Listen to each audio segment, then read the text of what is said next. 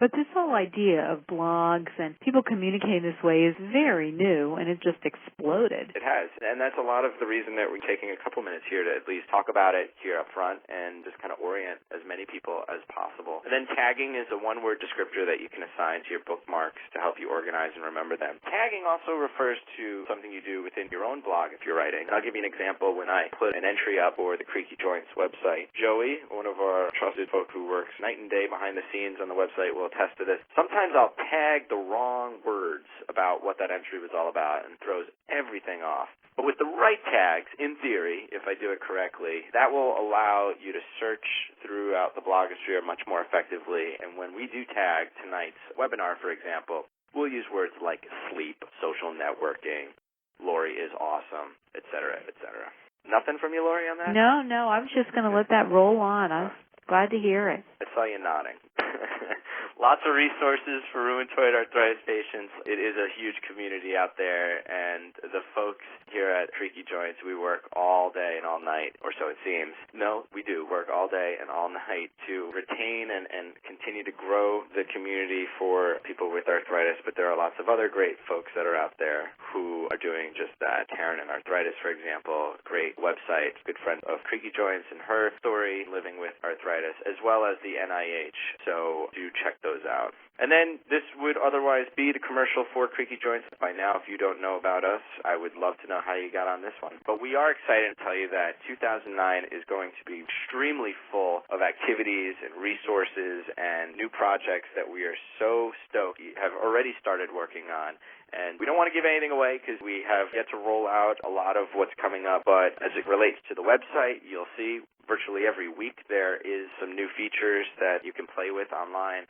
But there are offline activities, and there are really, really cool things that are coming up. We are stoked about that. And you know what? There are videos, and there will be future videos, and this one, Another Hope, RA Infusion Therapy, is available for download on the Creaky Joints website as well as by DVD. If you don't have access to a computer, we can get you a DVD copy of that. But, Laurie, did you know that this video has been downloaded 16,000 times already? Well, that makes me excited because it is so helpful, I think, for anybody who's thinking about infusion, wants to know what it's about. It's a great offering. And it's gotten us so jazzed up for future offerings and future videos, so almost makes us wonder why we produce DVDs in the first place. But we know that there are folks out there without access to a computer, and we want to make these things available for everyone. With that, I'd like to temporarily turn it over to Dr. Laurie to talk about having a good night's sleep. How's that for a segue? Well, that's a nice segue. That's a great segue,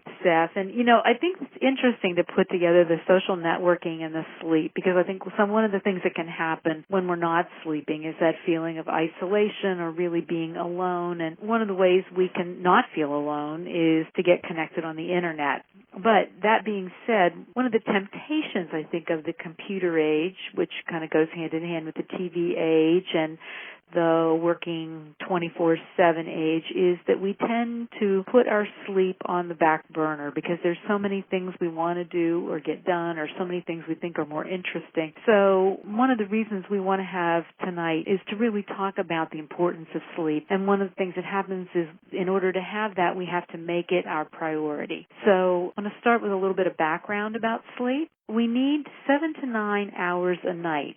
Most Americans are sleeping much less than that. They're sleeping less than 7 hours, and that's because of things like TV and the Internet, and also people who work all day, get home, and have that second job of keeping their house together, getting bills paid, or just wanting to hang out. There are all kinds of different ways that we can spend our time rather than sleeping. And people with chronic pain, the research shows, they're sleeping less than 4 hours a night. So the first thing to think about when you have RA and you're living with that is the importance, or making it a priority, to get sleep. And there are a lot of good reasons to get that sleep. The first thing we want to know is you want to think about the benefits of sleep. The first benefit is that you are going to feel better physically. Our bodies are designed to restore, recreate, rebuild during the period of sleep. So if you're getting less than 7 hours, your body's not getting that kind of time to build up its reserves. So physically, you're going to feel better if you sleep. You're also, interestingly enough, going to be more emotionally and mentally resilient, which means you can deal with the things that come with having RA better. It's like having a bigger bank account to draw on in terms of dealing with pain or dealing with uncertainty or dealing with whatever comes up. So it's going to help you be more emotionally and mentally resilient. Also, if you get that sleep, you're going to have a better immune system. And we know that RA is an autoimmune disease, so whatever you can do to strengthen your immune system is going to make you feel better and able to deal with what comes your way. And you're also going to be able to deal with pain better. So there are a lot of reasons, there are a lot of benefits to getting sleep. So the first thing is, are you willing and are you ready to make it a priority? Are you going to put it ahead of maybe your social life, maybe getting work done, maybe getting errands done, whatever it is you spend your time doing in the evening rather than sleeping, is putting sleep back on and making it the priority. So, how do we get more sleep? First thing is, before we even get to physical readiness, which I know is the first thing on the slide, is to talk a little bit about mental readiness. So I just said, if you are willing to make it a priority, it means you're going to say, this is as important to me as fill in the blank. So, Seth, what would you say? I mean, are you mentally ready to make that commitment to get more sleep? Definitely. Okay. All right. Sleeping is more important than going out and playing cards on Tuesday night. Well, there you go. There you go. And you're going to have to choose. I mean, it may mean you have to give up something. Maybe you love to watch the 11 o'clock news, or maybe there's something at night that you do that's important to you that's a habit. You catch up on your emails at night, or that's when you have time to read. But if you're going to get more sleep, you have to make it a priority and say, no, instead I'm going to set that bedtime and do it. And I'm going to do it because I know it's going to make me feel better. So if you make the priority, and that's the mental readiness, then we get to physical readiness. So how do we get physically ready for sleep? People talk about having the room where you're going to sleep be sort of a sanctuary. So there's not a lot going on in that room. It's a quiet room. It's cool. You're going to sleep better if your room is not hot, if it's dark, and if there's not a lot of noise. So that means, if you have heavy drapes that will kind of shut out both light and noise, it's not a room where there are a lot of machines or other things going on. That's part of the physical readiness of the room.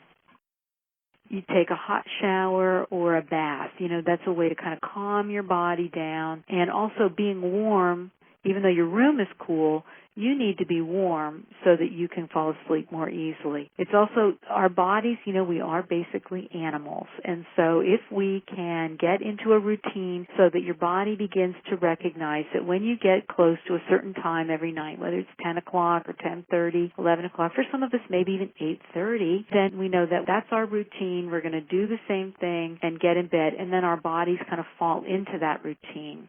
Yes, here's the hard news. No computer, no TV. It means if you're the kind of person who likes to take your laptop into bed, it's not such a great idea, because before you know it, you're following some internet trail or you're caught up in some email thing. Not at bedtime. And no TV. And I especially recommend to people that they not watch TV that's highly stimulating. Car chases, gore, whatever it is that can really kind of get your system revved up or make you fearful or make you worried. Ditch the TV, and the news, I think, is a big part of that. And also, it's not a time to start reviewing and ruminating over the things you're concerned about. I just had a patient today say to me, I before I went to sleep, I started wondering about that video I got where somebody was talking about this illness, and I thought, am I going to get that? And how prevalent is that? And I found myself worrying and worrying. You just want to say to your mind, I'm going to put those things on the shelf. I can pick them up tomorrow morning. I know they're there. I don't want to worry. So anything that can calm you and allow you to kind of be open. I have a friend who talks about not running after something to catch it. He's actually a coach. And he says you don't chase speed. You let the speed come to you. And it's really the same thing with sleep. You don't have to go out there and try to chase it and grab it and make yourself have it, but you create a readiness so that sleep will come to you. And these are the ways that we're talking about creating some readiness. And Laurie, just while we're on the slide, Frank from Texas writes in, another tip he has is that he turns his cell phone off. Excellent. I ought to do that. Yeah, that would be a great thing to do. And it's also not great to sleep with your cell phone near your head. Sorry, I know, Seth, I know. At least I put it on another pillow. But they've shown that some of those magnetic waves from cell phones or computers, if you sleep near them, they're not good for you either. So thanks, Frank. That is a great tip. Turn your cell phone off. No texting in the middle of the night if you can break that habit.